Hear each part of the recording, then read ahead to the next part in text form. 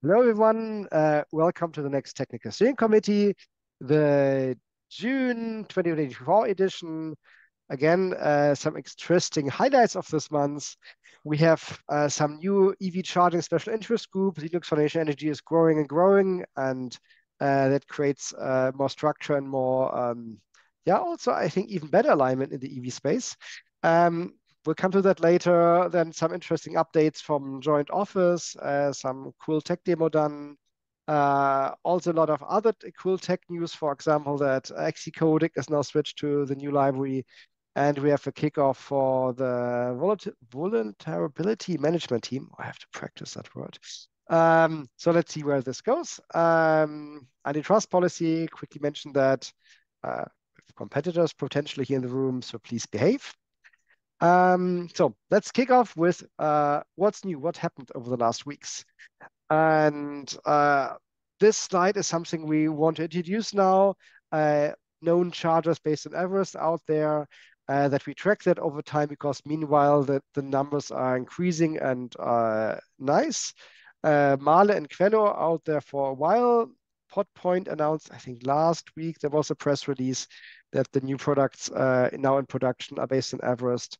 Intelligent had a press release a while ago, then Voltpost and I think some others have been mentioned with the joint office. And Joule, I think, Robert, can you say something about that? Also came via the joint office. I think that's one of the pilot customers that the joint office is working with. Perfect. So Shankari probably knows best. Yeah, so Joule has, you can see in the press release that I linked to where they are, but they are not in production yet, but they have successfully run EVerest on some next generation hardware that they're building up, and we'll hopefully have it out in production soon. And by the way, there's dozens of more companies we all know here, which among us, which are in the stealth mode, which we unfortunately can't name. But Holger, you have your hand raised. I think you want to say something about your chargers. And you're on mute. We can't hear you. Sorry. I wanted to say a word about the Quello retrofit kits that show here is new, because we actually, let me first explain what that is. In the Netherlands, there are a couple of chargers where the companies who operated them went out of business or want to get rid of their chargers, or where the technology is not up to what the cities are needing. So we actually, with our daughter company Park and Charge, we won a tender in Gelderland, like a subpart of the Netherlands, where we took over roughly 200 chargers, and they need to support now new features like ISO 15118, for example, or OCPP2 in the future. And what we did is we took out the existing charge controller and we put the TSC 5-verso charge controller that we co-developed together with Pionix and Phytech inside of that, and we are running EVerest on them. And actually, the first of these chargers went online yesterday. So I'm not quite sure if we are the first ones to actually have a public EVerest charger, public for everybody to use, like paid in the public available, but I think we are, right? I think Mahle is longer, but yeah, I think you have a really well-deserved second place here. Oh, well, I can live with that. Yeah. Too bad it's a bit further away, but I will send you a message, Holger, where it is, because I will look it up and test it myself. I think maybe there's even another company, I'm not sure, yeah, which we can't name yet, which is also well known. I think they're also running EVerest already public. Let's see. That will be announced when time comes. Okay, another announcement. Quickly recap, the Linux Foundation Energy, where we're part of, has two oversight committees. One governmental board for, let's say, the bigger strategy, and one technical advisory committee, which so far oversights what we're doing. And I got elected into the governmental board. That's new, I think was announced yesterday. So representing now, let's say the smaller companies which can't just buy a vote. Thanks a lot. And in similar manner, there is on the technical side, we mentioned the technical steering committee, and underneath there's an EVerest project with our, the technical advisory committee on the LF Energy side. Underneath we have the TSC, which is this one, which we have right now, and underneath the working groups. And also here there was a change. And there's EV Charging Special Interest Group, and Robert was elected as their chair. So Robert is now orchestrating between all EV charging related open source projects like EVerest, like CharIN, and whatever that will come next. So maybe here, let's use that. First of all, congratulations, Robert. And second, going forward, we'll try to pull in way more EV charging related open source projects, not within EVerest, but next to EVerest in the EV Charging Special Interest Group from the Linux Foundation Energy. And one of the reasons also to do this is that the technical advisory committee had way too much work. They have to review every project once a year. There's more than 40 projects. They meet once a month. They were just fully booked with reviews. So reviewing EVerest moves to the EV Charging SIG now, the special interest group. That's where we can meet between the different open source projects within the EV charging space. So there's a first meeting end of August. I will send out an invite to everybody on the mailing list as well, because please join that as well if you're interested in all the other stuff happening open source in the EV charging space.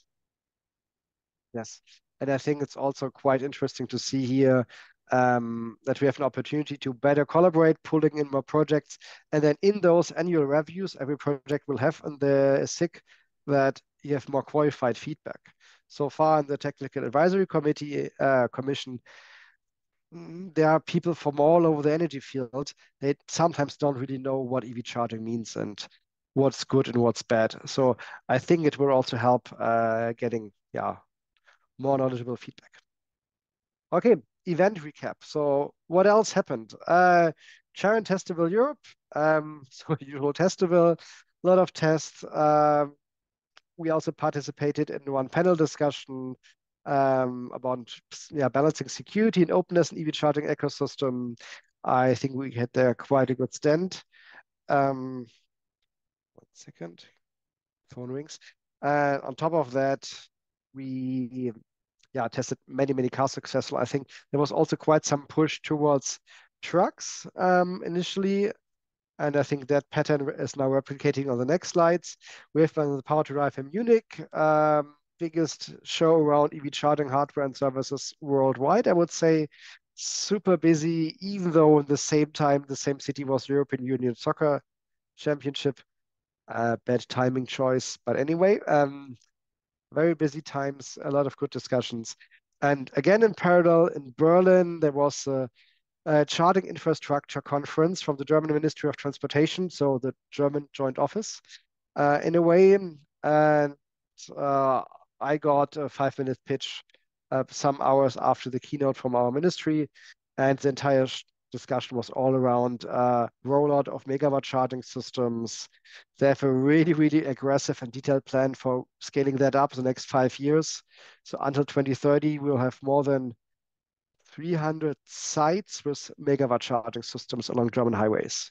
So scale that up to North America would mean 1,000 DC fast charging sites.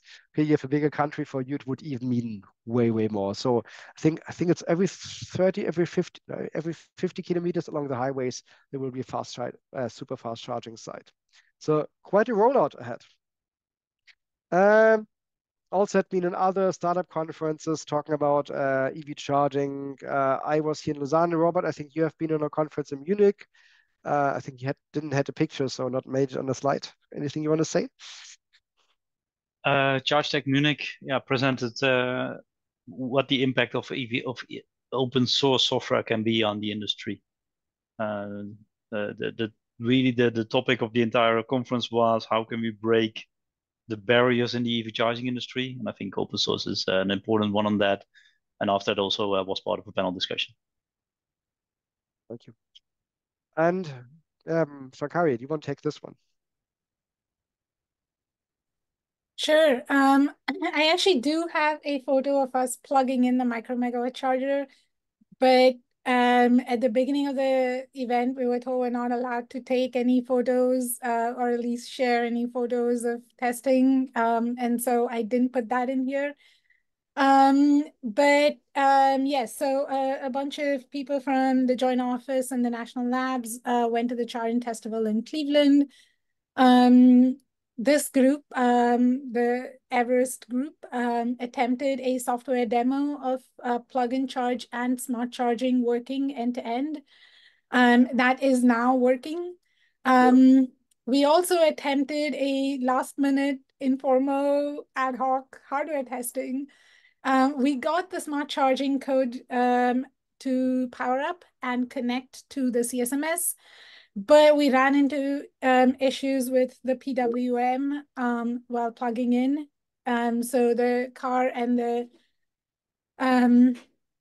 the station were not able to see each other. And I'll talk about some more details in the testing section, but we do have at least very basic end-to-end PNC and smart charging working. Amazing. Thanks a lot. So cloud communication. Let's go to the working groups. Let's start with cloud communication. Probably Kai, you want to cover that?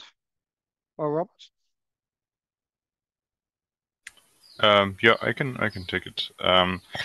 Just a quick update. The development on OCPP 201 is continuing. At the moment, the focus is mostly on the smart charging implementation, as well as the variable monitoring. Here we already have a few parts merged already with smart charging as well. So it's coming along nicely, I think. Variable monitoring is probably something that will be done relatively soon, because it's just one part, a big part, but one part missing. And for 1.6, we at Pionix now have the 1.6 test cases available in the OCA's OCTT test tool. Still working through it a little bit, but I hear we have a relatively high pass rate at the moment, and just ironing out the last couple of bugs there. Thanks a lot. So car communication. Who want to cover this? I can take this again. So apart from the testing that was done recently, two major updates: the FCV2G, our current high-level communication solution in the EVerest stack, switched the EXI codec. We're now using our own libcv2G finally, and got rid of OpenV2G, which means also an unwanted license got dropped out of the EVerest stack. And the libcv2G itself, some more continuous integration stuff and test to bring that a little bit forward. Better infrastructure, totally. As already mentioned in the previous meetings, the EV manager is still being developed. I think I heard something about 3 minor opens still in that. And the new high-level communication component, the libISO 15118, is continuously being improved, mainly right now for stability stuff and OpenSSL. There's also a pull request for support. Use TLS. That's not. Moritz, you're breaking up on your audio line. I think we missed some sentences in the end. Okay, sorry. Which ones did you miss? Yes, at the end I was saying there's also a pull request ongoing for the FCV2G to switch to OpenSSL optionally. Currently uses embed TLS, but that's not final yet. Yeah, I think the general approach is that potentially running everything with OpenSSL, and through that getting benefits like TPM and other hardware support for cryptography. Yeah, that will be nice, having that all over the place. Yes. Okay, next one, framework and tools. In general, still work going on the error handling. I think we're in a relatively good place now on the C++ side, but there's still some improvements coming, I think. Then on the Basel side, we just like a few days ago merged a pull request that now basically uses the dependencies YAML file in EVerest core to create the basal dependencies on the fly or pass them on the fly. So before that, you always had to manually update them, and now they're always automatically in sync. And then in the last thing here is now we have some nice version information that is printed at startup of the EVerest Manager. So for the version of the EVerest Manager, but also the version of EVerest Core that you've built. And modules themselves also have a version command line flag that you can use to check the version of a build module. Thanks a lot. I think Kai, you connect Carl Mertens. Carl Mertens connected here. Can you mute yourself? I think you're giving quite some noise into the meeting. That would be nice. Thanks a lot. Okay, let's continue with the ICD in testing. Yeah, I can also take this. Not too much to report. Just some general discussions about testing, and there is a proposal right now to enable compile warnings in EVerest Core. There's a pull request already open for that, and I think we'll get this in relatively soon. It's just some minor changes that we wanted to make, and then I guess we will roll out something similar like this to the libraries as well. Once we found a good set of good set of warnings to enable. Yeah. Thanks. Next one, Shankari again. Right, so this is a little bit more detail of what we tried to demo at CharIN. So the idea was that there would be a REST API that would call set charging profile on a CSMS, which would pass it through to EVerest. And then when we plugged in a car, the restrictions in the charging profile would get passed through to the charge parameter discovery request and response pair. And so this actually works now. It's hacky. It's working off of a branch on the US JOET repo. It only supports max power, so Pmax on the ISO. And we actually got it to work the night after the demo. So at the demo, I actually only showed PNC. But even with that, there was a lot of interest, and Lucid and Siemens both came by later to chat. You can try it out yourself. It's in US JOET because it's very hacky right now, but we're pushing through the changes to the main repo. And as those are merged, we will move this over to master as well. We also attempted a last-minute hardware demo of this entire stack.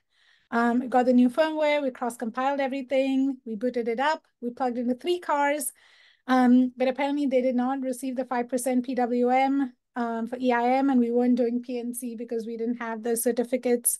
It was informal testing. We're not formally part of CharIN, and so that didn't actually work, but we're very close. And hopefully in November, we will get this to work in a non-hacky way. Amazing. Yeah, I'm looking forward to you taking over the next package and getting this package by package, everything integrated. So, general discussion and Q&A. I think this was on Robert. Yeah, normally Yannick or Tim, but as both aren't available. Attendance is good. We reduced the amount of meetings, and attendance is good. A lot of good discussions, a lot of good topics being brought up. Nothing really important to mention there at the moment. Amazing, thanks. Then we have a new topic we want to bring up, the vulnerability management team. Robert, I think you worked with a couple of stakeholders already on a proposal, and we even had one minor incident which we kind of used this to get that things here started. And I think we have to agree, we have to vote on this in the TSC, and in order to make it more interesting for the audience here, let's quickly run through the proposal, and then after recording stopped, we will do the discussion, and then let the others official voting know in the next TSC or in the meeting minutes. At least if we see there's a big debate needed. Okay, Robert, you want to get started? Yep. Yeah, as Marco said, we had a security researcher reaching out that he or she found a issue in EVerest, I think in the 1578 part somewhere. Was really minor, but I mean, it's amazing. On one hand, it's like scary. On the other hand, it's like amazing to have a security researcher looking into EVerest, somebody that we hadn't spoken, reaching out to the TSC saying, "Hey, I found this. And what is your process for this?" Our process.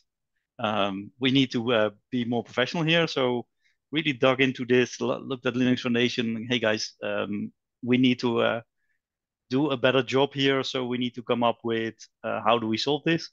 How do we set up the correct processes? And for that, we need a vulnerability management team, a VMT, Marco. So we don't need to pronounce the hardest to pronounce word. Thank you. Next slide, please. So all of this starts with intake. Looked a lot at OpenSSF. They're basically the specialist on this, and they basically say, yeah, if you use a GitHub project, you should use the security advisories feature of GitHub. Easy to set up, so we set this up. And this basically gives you a lot of functionality to do things. There's documentation on how to configure this. We've already set this up for EVerest as well at the moment. So reporters can now go to the security section, click on a link, and say, "Hey, I want to report an issue," and that then goes to the VMT, and then they will be able to work on this. As an alternative, we should have a second way to do this, so we need to set up an email for this. Proposal is always do security at the project domain, so there will be security@everestproject.org. Would be an alias that then sends out basically an email to the VMT, and they can then manually also use the GitHub functionality to create the same report in GitHub, because that really make things a lot easier. So that's intake. Marco, next slide. Yeah, so if you've done the intake, then you need to agree with the reporter on disclosure timeline. Now, that is something where as a project you can have a standard disclosure timeline, but that's always something you need to agree with the reporter. Because if you as a project would say, yeah, we have a 2-year disclosure timeline, then a security reporter might say, yeah, nope, I want you to do your work quicker. And 2 years is also a bit ridiculous. So we need to have something sensible. So proposal here would be 60 days. So gives us 2 months. And why do we need a bit longer than 30 days, which is also quite common? The fix needs to be distributed to the CPOs and installed on chargers before we disclose. That also means of those 60 days, as a 30-day release under embargo. That means we will release a fix. We won't tell what the exact problem is. And that fix is only available to people that we have vetted. More on that later. But that at least gives us the time to distribute this and get this installed in chargers before it's disclosed. Next one, please. Now we need to document the intake process. It's a bit long text here, but this is basically a copy of what OpenSSF has, explaining our way that we handle this. So basically it says, hey, go to GitHub security advisories, click on this link and post it. Please don't publish something publicly on GitHub, because if somebody would create a public issue on GitHub, that would mean everybody can see it, which is not a good idea with a vulnerability. We have to document our security notification process. So how do we mention this? And our standard disclosure timeline. So this is just what needs to be in our security.nd. Next slide. And then we need to handle this stuff. So we have a report coming in. People have read how we process this. And then we need a vulnerability management team, so the VMT, which probably gets a specific topic every month in a technical steering committee as well, where they report what they've done. And this needs to be a small team, need to know basis only, that is able to see all the issues that are being reported, and we trust them to keep this confidential because these guys will know what's broken in EVerest and could break charges in the field. So we need people here. I've reached out already. We have one person from Bionics. We've reached out to Quello as well. So we have at least one guy in Bionics, one guy in outside Bionics. So it's a community effort as well. The VMT. This should not be a Bionics thing. This is a community thing. That will be the first people on the VMT. We're still not a really big project, and the advice is always to try to keep this as small as possible, but you need a backup. You need to distribute the load a bit. So probably 2 or 3 people will always be the maximum size of the VMT. That does not mean the VMT does all the work and does need to have all the knowledge to solve all the issues. They can always find a code owner, discuss with the code owner, and within confidentiality, discuss with the code owner that they are also becoming part of this specific issue and solve the issue. So it's not like the VMT needs to solve all the issues, but you want some people that we trust on this. They also need an email address. So the VMT is the one that works with the reporter when they have a finding. And for that, you need a separate email address. The advice is do not use security at EVerest because that's only for receiving new findings. So we probably need to set up VMT-security at EVerest as a email, the mailbox where the VMT members are the only ones that have access to this. So they can discuss with reporters, communicate on, and that's also what we've done now with the one that already reported this issue that we had now. Agree on timeline, agree on, do we announce, do they want to have credit? So if somebody finds a problem, they also want to, do they want to give credit? Sometimes they don't. So that kind of discussion that needs to happen between the VMT and the reporter. Next slide, please. And then we need to release fixes. So now typically we do a monthly stable release, and every quarter we do a monthly release, and every quarter we do a stable release. As we have a 30-day release cycle, I would almost say we hotfix the latest monthly release. So we go back. So if we there's an issue in the May release, we and it's now June, we fix the May release. Now May is a monthly release, but there's always the stable release, which is way more used in production. So I would always advise to also fix the stable release and then update a minor number. So we go from the 3.0 to the 3.1, and then make that available. But if the monthly release aligns somewhere with the normal release, or if the hotfix aligns almost with the normal release, then we can do it in a normal release, and we don't need to do a hotfix because a hotfix is a lot of work. We need to communicate that, distribute it. And that's also what we did with the issue that was now found by the security researcher. We said, hey, we will put this in this month's stable release, and then we will announce also the issue that was found. Kai, by the way, that's something we need to take into account as well this month. We need to announce the vulnerability that was found as well. Next slide.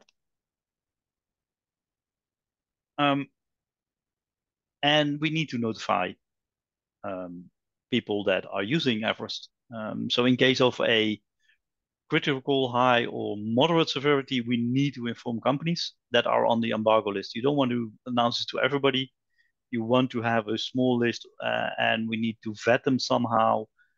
So who do we need to tell? So we need to come up with a way that is something I think for the VMT is if people are using EVerest, they want to be on the embargo list, that they can reach out to the VMT and get on the disclosure list. And as I said earlier, proposal is to have this embargo notification and release 30 days before disclosure, so people have time to test, validate, and distribute to the production in the field before we will announce the or publicate the vulnerability. Next one. Yeah, and then we need to notify the public that something happened. So yeah, which channels do we use? Typically, I would say our typical channels that we always use. So it's the EVerest mailing list, it's the Zulip chat, it's the GitHub release notes, and also here in the TSC meeting, when there's a new release, we will also announce the vulnerability. So typically, this is the section where the VMT says, "Hey, we fixed this issue," or and this was a problem, and it's now in this hot fix, and it's fixed in these releases. A lot of documentation says also use Twitter to announce issues, but now it's X. I don't think it's that important anymore. So I would say, yeah, if you ask me, not really anymore. What does this notify contain? Which versions are affected? Which modules are affected? What's the possible mitigation? Yeah, that's it. Next one. Now we need to also process what the VMT does. So the process, the intake, all of that. So for that, we need to write a runbook.md. There's examples for this, and this is my proposal for this. So it describes the intake, how we assess things, how we patch things, how we assign CVE numbers to it, how we do embargoes, and how we publicly announce this. Next one. Yeah, we need CVE numbers. For that, you need a CNA, CVE numbering authority. Yeah, there's a lot of companies that do this. Most logical for us would be the Linux Foundation. They are not a CNE. Eclipse Foundation is, not sure why. Linux Core, which basically maintains the Linux kernel, they are CNE, but they don't do it for other projects. But as was advised, use GitHub. GitHub is a CNE, so if we use the GitHub Security Advisors features, we can use the GitHub CNE to get a CVE number, and that gives us the numbers that we need to publish this publicly as well. So the proposal is, let's use GitHub as a CNE to get CVE numbers. They seem to match our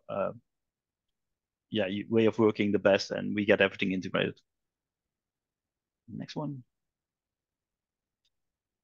Yeah, you also want to give a bit of visibility to the work that the VMT is doing in the community. So yeah, they of course can't disclose when they're still fixing issues on what the real issue is, but every month they could easily give like, hey, this is the amount of reported open issues, this is the amount of fixes we've done. So they can provide statistics on the work they're doing, the amount of workload they have in this call without disclosing what the actual issue itself is before it's disclosed. But at least it gives visibility to the community on the work that the VMT is doing. But that's typically where the TSC is a perfect moment to do this. So next time it will be a lot shorter than the long presentation I'm doing now. Yes. Next one. No, you're done. Last slide. Oh, I'm done. Thanks. Yeah, thanks, Robert. Any immediate comments on that? Otherwise, I would suggest for the TSC voting members that we shift the discussion after the recording and just present the result of that in the next TSC, or maybe in the notes. No one complains, so let's move on. Monthly release notes. So this is on Kai again. We are in a again big months. That means we have a stable release. So one of the bigger windows is now closing. Yeah. I mean, yes, the last slide said that we would typically release candidate for this release around 2 weeks before the TSC. We didn't do it this time because of all these testivals that were going on, and wanted to have the time to finish up stuff to merge. And this gave us the nice opportunity to also merge this CBV2G switch that was discussed earlier. Other than that, lots of other interesting things. We now have an updated micro-megawatt charger driver to work with the most recent firmware, some OCPP fixes. We adapted the cable check procedure to the new IEC 23 version from 2023. There were some changes there, and some general fixes. I think it goes on the next slide as well, with some more things. There was a pull request to extend the Fiverso spot package with PP temperature and some opaque data things. Had some error handling fixes, and yeah, like I said earlier, this version information got in, and then some additional fixes for the generic power meter. That means the release candidate has been released yesterday, as well as source code, but there's also an update for the EVerest Yocto layer, and we're testing it as we speak, and if we find things, we'll probably address them in another release candidate, and hopefully release the stable version soon as all the tests have finished. Thank you. So what's next? Robert, I think you mentioned you updated something on the roadmap. Do you want to take it? Yep. Oh, this is the general roadmap. I didn't update this one, sorry. Okay, yeah, then let's skip it. I think we have not really updated here. This one, these two we updated, Marco. This three, okay. Yeah, so also the OCP. Here. So in the cloud communication working group, we looked at the roadmap and updated it. So some of the stuff that is finished is now on today, like it's done. Work currently being worked on is definitely smart charging and advanced monitoring. So OCP 201 features. And then the next thing is for Q4 is full smart charging, including 15.8. So the basic smart charging is what was also in 1.6. What will be happening in Q4 is the 15.8 smart charging, and also the first implementations of OCP 2.1. We're not expecting that work to start in Q3 at the moment. So that's I think the main update for the timeline for OCP 2.01 and 2.1. And then for 15.8, I think most of the work that was in Q2 is finished, except for the stable release of DC that is moved to Q3, so that is expected to happen in this quarter. And for the rest, not that much changes, but most of the other work that was in Q2 is now finished. And the 15.8-8, so the Wi-Fi communication is still to be defined. Work has started, but that's slow progress, and no idea on when something like that will be finished. If somebody needs that urgent, all of this depends on community priorities. So if somebody really wants to get this done earlier, please help us out and start adding pull requests and join the meetings to align work there. Yeah. And same goes for OCP. Maybe on the -20. So what I see here is like it's still all about replacing the car simulator and then moving to this new harmonized lib ISO 15.11.8 library, which then comes with -20 and with -2 and the DIN spec support, right? Yep. Yeah. So it's there. There's a kind of a alpha release of -20, and it will be harmonized during the year. Okay. Upcoming events. Next week there will be webinar in German language, I'm so sorry, around open source innovation in the automotive space. And I got invited as a speaker to explain how open source ecosystem works, and especially for, well, let's say, people from the car space where this is not that common yet.